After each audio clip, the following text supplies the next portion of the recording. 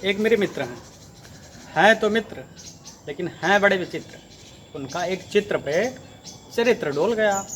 डोल क्या गया, दिल की बात जुबां से बोल गया। जन्म जन्म तक साथ रहेंगे, ख्वाबों को ऐसे तौल गया। चित्रात्मा की तरफ से भी हाँ मिला, फिर क्या किस्मत से गिला। दोनों एक दूसरे के हो गए, अब उनकी नई नई शादी है। सवाल यहाँ भी उठता है कि शादी तो नई नई ही होती है, फिर नया लिखने की क्या ज़रूरत थी। हालांकि ऐसा सवाल बहुत कम ही लोगों का होगा जो शादी के पहले की शादी वाले दौर से नहीं गुजरे हैं। मेरे मित्र भी उसी दौर के हैं। भाभी जी का पता नहीं, अब उनकी नई नई शादी है, खतरे में आई उनकी आज़ादी है। हालांकि गुलाम होने की दावत वो खुद दे रहे हैं। हम तेरे गुलाम बन के रहेंगे, जो कहोगी वो करेंगे, ऐसा वो खुद कह रहे हैं।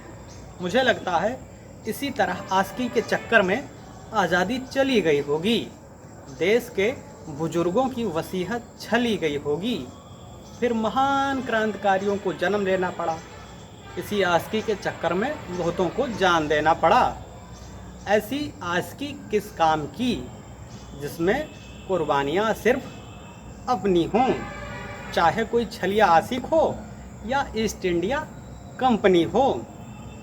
इसलिए आशिकी में सोच समझ कर वादे करना आसान बहुत है, लेकिन बाद में पड़ेगा भुगतना। जिनकी नई नई शादी हुई है वो क्या जाने, मोहब्बत में तन्हाई को कैसे पहचाने। इसीलिए देश की स्वतंत्रता का दृष्टांत सुनाता हूँ। अब तो समझ गए होंगे कि मैं अपने मित्र की बात क्यों बताता हूँ। अब तो समझ गए होंगे कि मैं अपने मित्र की बात क्यों बताता हूँ। वो मित्र आप सब में कोई भी हो सकता है, जो खुशी में अपनी आज़ादी को ताक पर रख सकता है। वो मित्र आप सब में कोई भी हो सकता है, जो खुशी में अपनी आज़ादी को ताक पे रख सकता है। इसलिए भाइयों बहनों, मित्रों को सुधारने होंगे। इसलिए भाइयों बहनों, मित्रों को सुधारने होंगे।